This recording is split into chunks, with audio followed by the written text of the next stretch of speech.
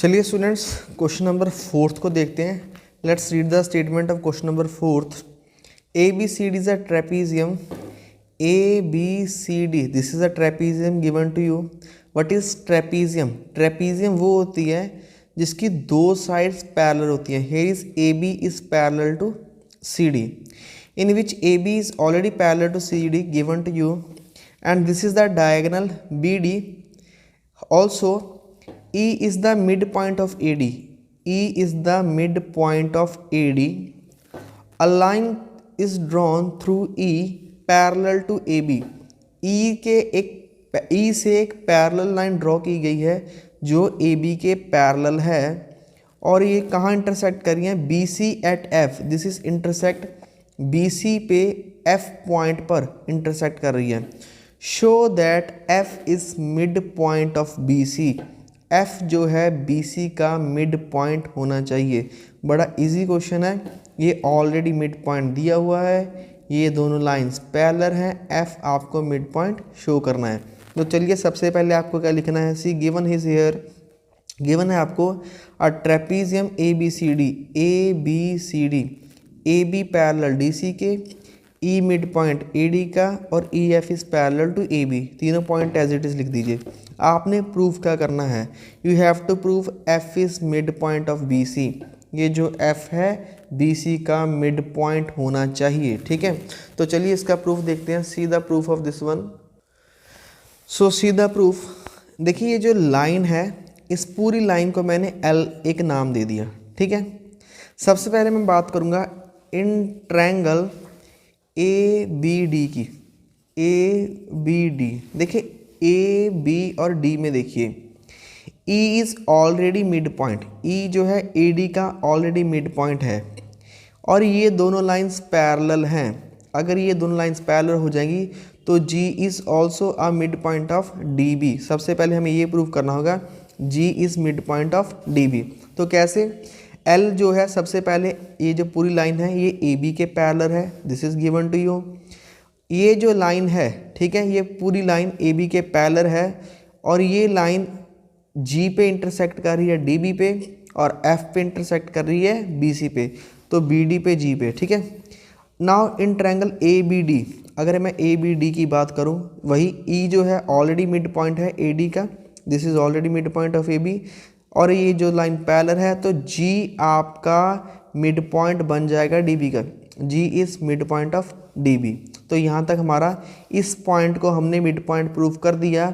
इसके बाद इसको प्रूव करना F को, तो अब लिखेंगे इसके बाद। अब नेक्स्ट स्टेप लिखोगे, यहाँ पर लिख देता हूँ मैं, in triangle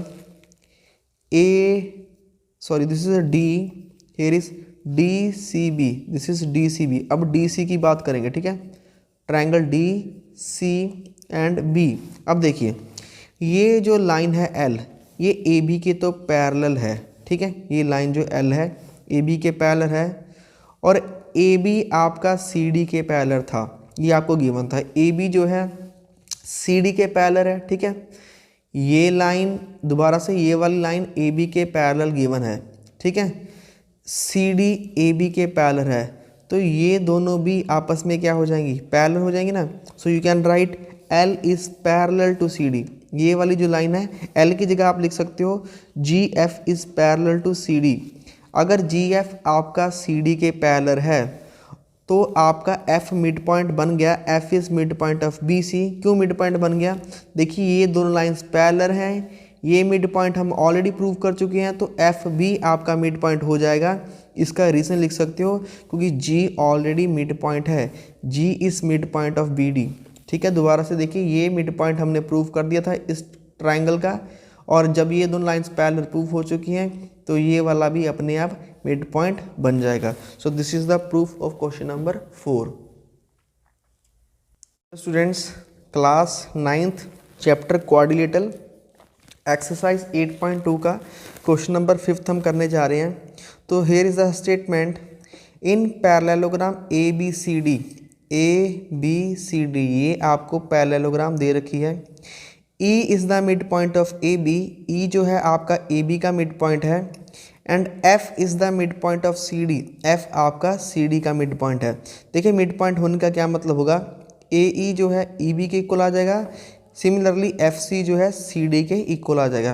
what you have to prove, ये जो लाइन है this line segment D B है ना, ये जो लाइन सेगमेंट है, ये जो लाइन सेगमेंट है इसके 3 हिस्से कौन कर रहा है, show that line segment A F and E C, A F and E C, ये जो लाइन सेगमेंट है आपके डायगोनल बी डी के ट्राइसेक्ट कर रही हैं। ट्राइसेक्ट का मतलब 3 हिस्से कर रही हैं, मतलब जितनी लेंथ डी पी होगी उतना ही आपका पी क्यू होगा और उतना ही आपका क्यू बी होगा। फॉर एग्जांपल अगर ये आपका 10 सेंटीमीटर है, ये भी 10 सेंटीमीटर होगा और ये भी 10 सेंटीमीटर होगा। ठीक है, तो चलिए प्रूफ स्टार्ट करते हैं। सो सबसे पहले given A B C D से पैरेललोग्राम, ये पैरेललोग्राम है तो right the symbol of parallelogram, parallel lines के जो निशान आप लगा सकते हैं। E mid point A B का गिवन है, अगर ई ए बी का मिड पॉइंट है तो आप क्या लिख सकते हैं, A E is equal to E B, A E E B के equal. Similarly F is mid point of D C, F जो है डी सी का मिड पॉइंट है तो आप क्या लिख सकते हैं, D F is equal to F C, D F is equal to F C.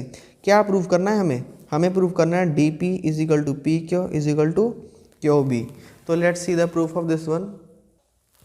C here, जैसे ही आपको सबसे पहले दिया था E is mid point of A B, अगर E ए बी का मिड पॉइंट है तो ए ई हाफ होगा ए बी के, so A E is half of A B.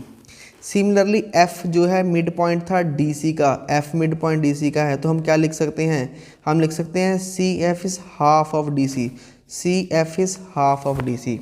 अब देखिए हमें ए बी और डी सी ऑलरेडी गिवन था कि ये पैरेलल हैं, ए बी और डी सी पैरेलल हैं, तो इनकी जो हाफ साइड्स हैं एफ सी और ए बी ये भी तो पैरेलल हो जाएंगी, क्योंकि अगर पूरी साइड आपस में पैरेलल हैं तो ये आधी वाली साइड भी पैरेलल हो जाएंगी। ठीक है, तो ये भी आपस में क्या हो चुकी हैं, पैरेलल हो चुकी हैं।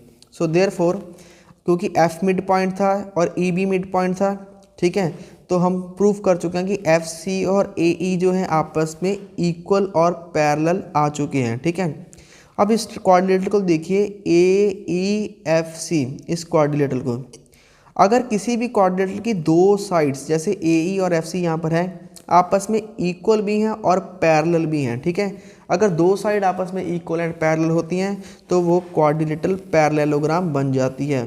तो see here A E F C अब आपकी पैरेललोग्राम बन चुकी है। ठीक है, next is see in triangle B A P. अब देखिए मैं बी ए और पी इस ट्रायंगल की बात कर रहा हूँ। ठीक है, दिस वन ट्रायंगल। अब इस ट्रायंगल में देखिए ये दो लाइंस ऑलरेडी पैरेलल हैं। ठीक है, ये दो लाइंस पैरेलल हैं।